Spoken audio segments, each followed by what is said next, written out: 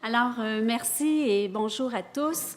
Merci Nancy et le comité organisateur d'avoir organisé ce colloque à bout de bras, je pense. Hein? On a eu la chance d'avoir des échanges par courriel, puis évidemment, le but, c'était de rendre hommage à Guy. Alors, je suis honorée de participer à cet hommage, Guy, et j'espère que tu y trouves autant de plaisir, en tout cas, du moins, en regardant les gens hier.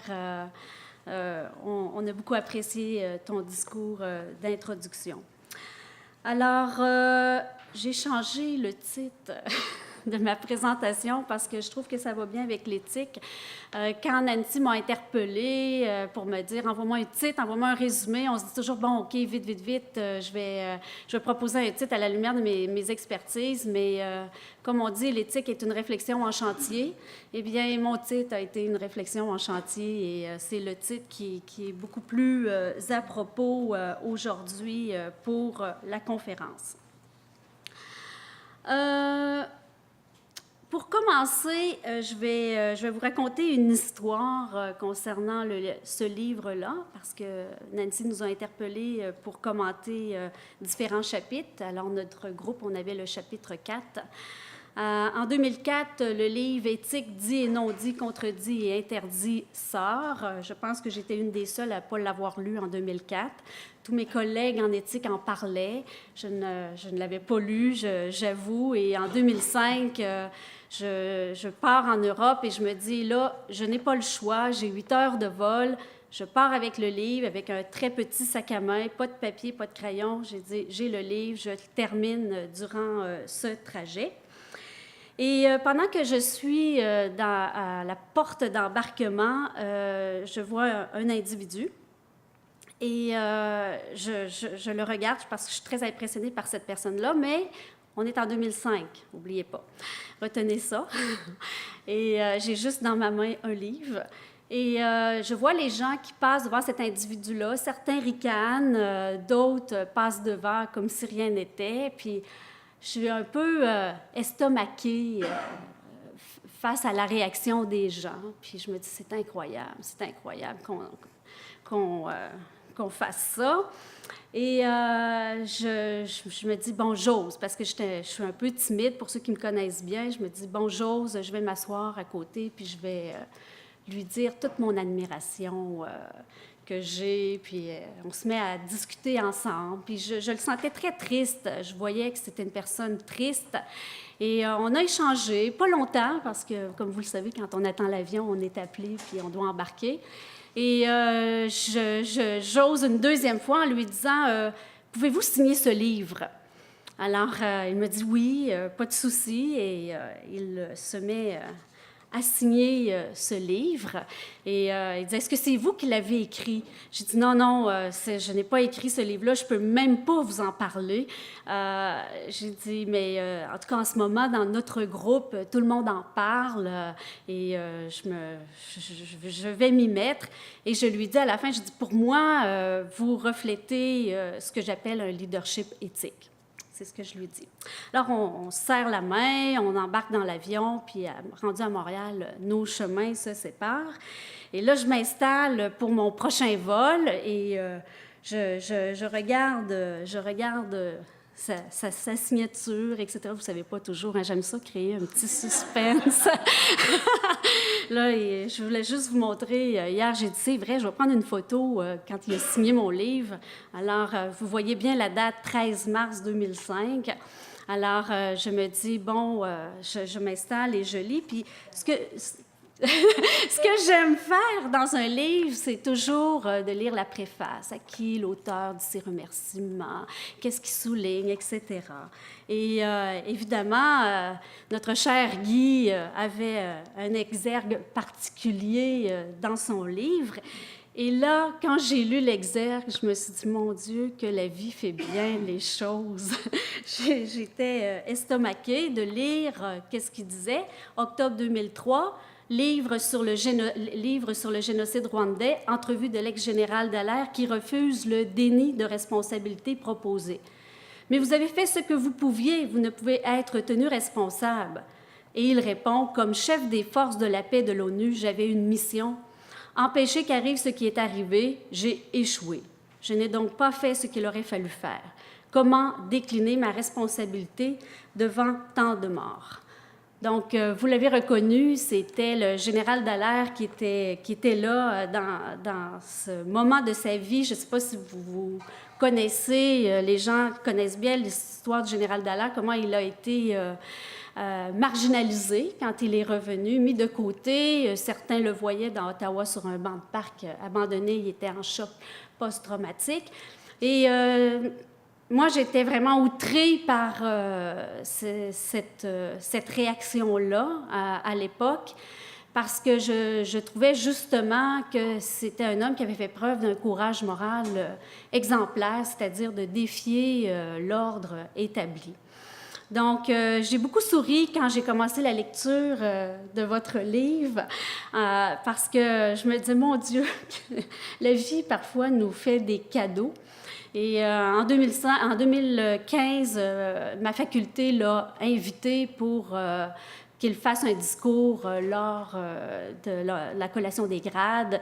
Et il a fait un discours enlevant, puis là, tout le monde l'admirait, tout le monde voulait le prendre en photo, etc. Alors, ça m'a fait beaucoup sourire, 10 ans plus tard, cette réaction-là qu'on avait maintenant à son égard. Et une collègue m'a pris en photo avec lui et je la garde toujours dans mon bureau parce que je me disais, pour moi, c'est comme une source d'inspiration, ça me montre la dissidence. Et je trouve qu'on n'en a pas assez aujourd'hui de dissidence. Alors, en guise d'introduction que je viens de faire, je trouvais ça important de parler du général Dallaire parce que, justement, pour moi, c'est un bel exemple de leadership éthique. Et j'ai relevé dans le chapitre 4 citations de Guy concernant sa pensée, ses interrogations, si on veut, que je vais commenter, si on veut, à la lumière de mes travaux, c'est-à-dire les lumières du leadership éthique. Donc, ici, on a la tension évoquée entre la visée de l'action telle que voulue et planifiée par l'acteur et ce qui advient par la suite dans le déploiement de l'acte. Donc, dans cette première phase, la prémisse, il me semble, entre la visée de l'action et l'acte même, c'est le doute. Et je me disais, Guy n'en parle pas du doute. Doute qui nous fait entrer dans une zone d'incertitude.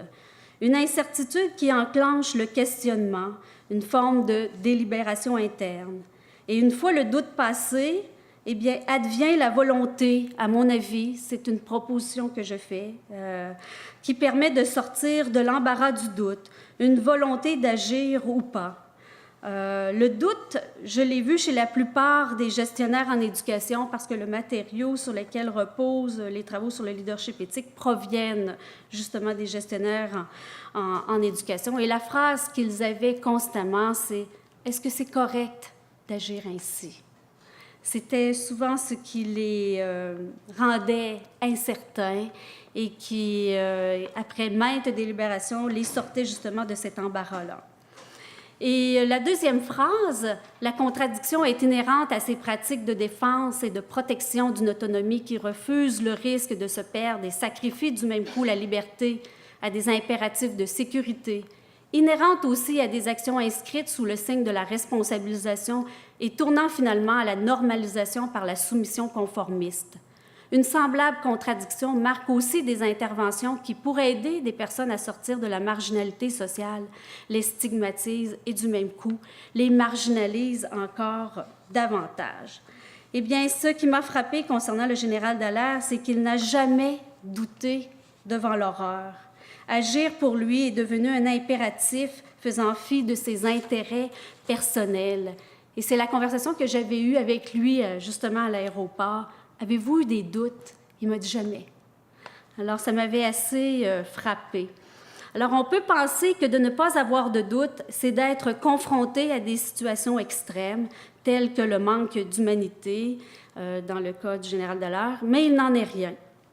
Lors d'entrevues, c'est-à-dire plus d'une centaine effectuées auprès de gestionnaires scolaires, j'ai observé cette absence de doute chez certains qui se rapprochent de la conviction. Ceux et celles qui ont agi en dénonçant les injustices, en tentant d'émanciper autrui, en essayant de réduire des inéquités.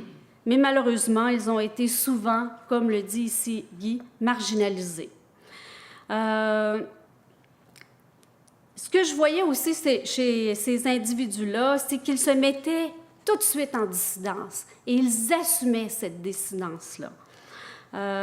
Ce qu'il advient par la suite peut être effrayant, déstabilisant et peut entraîner une perte d'emploi. Je pense aussi aux lanceurs d'alerte ou une démotion chez certains. Combien de fois j'ai vu des individus qui m'ont raconté des situations excessivement difficiles pour justement montrer certaines inéquités ou certaines pratiques qui allaient à l'encontre justement des convictions et ce pourquoi ils étaient entrés dans le domaine de l'éducation.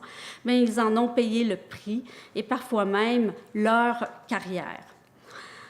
Le calcul des intérêts personnels et le désir de faire le bien s'entremêlent souvent dans les motivations humaines et le contexte institutionnel, de même que la conception du pouvoir et non seulement les dispositions intérieures, a, à mon avis, un impact majeur sur le comportement des individus. La deuxième citation qui porte effectivement sur la dissidence, « Si l'institution survit mieux et se maintient plus aisément grâce à la conformité passive des règles, elle est vouée à la mort si elle demeure enfermée dans la stagnation du pareil au même. Aussi a-t-elle besoin du sujet et de sa liberté, de son audace, de sa révolte même et de sa dissidence, sans quoi elle est condamnée à une mortelle sclérose. » Cette phrase-là m'a fait aussi beaucoup réfléchir lors d'une recherche effectuée sur les dilemmes éthiques, en lien évidemment avec le leadership éthique. On est dans les années 2000. Pour moi, c'est important. J'aurais aimé ça avoir cette phrase-là avant, mais comme vous le savez, le livre est paru en 2004. Les gestionnaires et cadres d'une commission scolaire d'une province canadienne nous avaient dit ne jamais vivre de dilemme éthique. Jamais. Je suis ressortie de ce projet en me posant une multitude de questions. Comment se faisait-il? La plupart, lorsqu'on expliquait, par exemple, la définition d'un dilemme éthique, vous est-il déjà arrivé de douter, vous est-il déjà arrivé de vivre un conflit de valeurs, etc. Ce groupe-là, en particulier d'une commission scolaire en entier, disait que non, jamais. À l'époque, on ne parlait pas du design institutionnel ou organisationnel. On se concentrait sur les individus en poste d'autorité, et ce n'est qu'un peu plus tard que j'ai réalisé que l'organisation du travail, que cette organisation du travail en particulier, ne permettait pas la liberté ni l'autonomie, que toutes les décisions devaient être validées par la haute direction. Et pour survivre, les gestionnaires avaient accepté de relayer cette responsabilité à leurs supérieurs. Et ce qu'on constatait de plus en plus, c'est qu'ils étaient des automates et ils avaient même appris à se déresponsabiliser. On voyait même une forme de démobilisation, de désengagement évidente. Sylvain McClure affirme que les questions de design institutionnel ne relèvent pas seulement de la plomberie de notre mode de vie ensemble.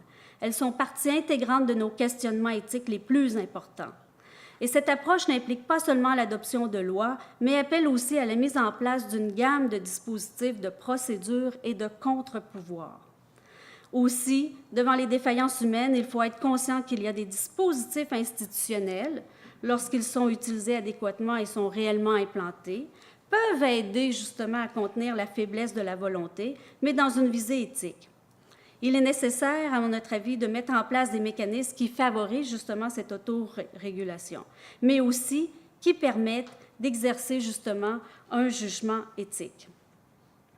Cette réflexion qui a été avancée par Guy, celle que je cite au niveau de la dissidence puis de la stagnation des organisations, démontre, à mon avis, l'importance de l'organisation du travail qui peut soutenir la capacité éthique ou même l'étouffer. Est-ce que le design institutionnel permet cette parole, cette liberté? C'est, à mon avis, une question qui est encore trop peu explorée. Je l'ai vu, cette question-là, avec un de mes collègues, Luc, lors d'une recherche auprès d'un important ministère. Et on voyait bien que les mécanismes et les dispositifs en place qui se disaient éthiques étaient totalement défaillants et le manque de ressources était aussi flagrant. Troisième citation. La prudence de l'acteur au cœur de l'acte est non seulement dans l'effort de prévision qui a précédé la décision d'agir, et cela même qui permet de garder le cap, mais aussi de revoir au besoin l'orientation donnée ou prise. Alors, cette citation-là, elle fait référence dans le questionnement de Guy à une sorte de disposition acquise, une sorte de ce qu'il appelle le pli à prendre dans certaines situations. Au niveau des dispositions acquises qui sont souvent au cœur des débats, faut-il posséder les vertus ou développer des aptitudes, des capacités? Ici, je pense que Guy ne parle pas seulement de vertus, mais aussi d'aptitudes à développer, de capacités.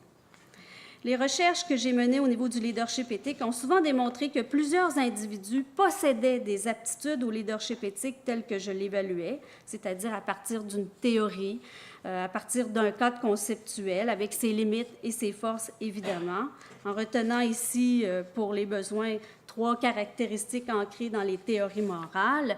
Et ces aptitudes-là avaient de la difficulté à être actualisées en organisation. Les personnes vivaient ce que j'appelle une éthique empêchée. Alors, c'est pourquoi je pense que de plus en plus, l'éthique doit se préoccuper, évidemment, comme je le disais précédemment, des institutions.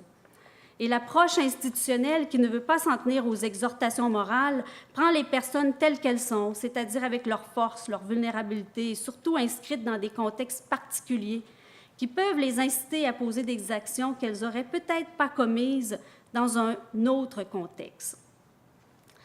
Je trouve qu'ici, cette question-là est très, très, très importante et fait intervenir le besoin de formation. On a commencé à en parler hier, de mettre en place des formations systémiques et non ponctuelles. Et lorsque je réfléchis, par exemple, lorsque je suis arrivée dans le monde universitaire en 2002, et les cours en éthique, ça a toujours été une bataille. Ça a toujours été un cours optionnel, un cours de 3 crédits. Et je me rappelle, une fois, j'avais eu cette conversation-là justement avec Georges en me disant « Penses-tu que je devrais pousser un peu plus pour que ça devienne obligatoire, les cours d'éthique? » Et il m'avait répondu « Non, gardons ça optionnel. » Je ne sais pas si tu es encore d'accord avec cette phrase-là, parce que ceux qui le choisissent sont vraiment là par intérêt et tu vas pouvoir avancer justement avec eux. Et au début, ça m'avait un petit peu dérangé, ta réflexion, parce que j'étais plus dans une bataille pour faire valoir la nécessité de ça. Je vois le temps passer. Alors, bref, tout ça pour dire que c'est pas une partie de plaisir dans le monde universitaire quand on pense que l'éthique est bien installée. À mon avis, encore aujourd'hui, en 2018, c'est un combat qui fait en sorte qu'il est de plus en plus difficile de reconnaître cette dimension-là. Et c'est ce qui m'amène à vous parler de l'éthique appliquée, qui, à mon sens, comme Marzano, devient une pratique d'élaboration théorique à la lumière des questions suscitées par les pratiques sociales. Et ce contexte dans lequel les questions et enjeux surgissent devient pour moi le matériau essentiel pour débuter la recherche. Eh bien, c'est dans cette perspective que pour définir le leadership éthique, un leadership éthique ancré dans la pratique, que mes travaux du moins, se sont amorcés dans les années 2000. Évidemment, je bénéficiais d'une brèche qui s'est ouverte suite au changement paradigmatique qui s'est effectué dans le monde de l'administration scolaire, qui a remis à l'époque en question le positivisme et en faisant place justement à des paradigmes alternatifs, à une ouverture aux valeurs, à la subjectivité, et un peu plus tard, on parlait d'intersubjectivité, ce qui était assez nouveau, et je parle pas très, très loin, mais même pour certains d'entre vous, peut-être ça va être très loin, mais je parle de la fin des années 80. Donc, le paradigme positiviste était encore très, très, très présent en recherche, et il était très difficile à l'époque de faire reconnaître cette dimension-là d'éthique appliquée, d'une éthique ancrée dans les pratiques sociales. Donc, influencé par les développements en psychologie et les théories morales qui faisaient justement une une place à ces dimensions-là.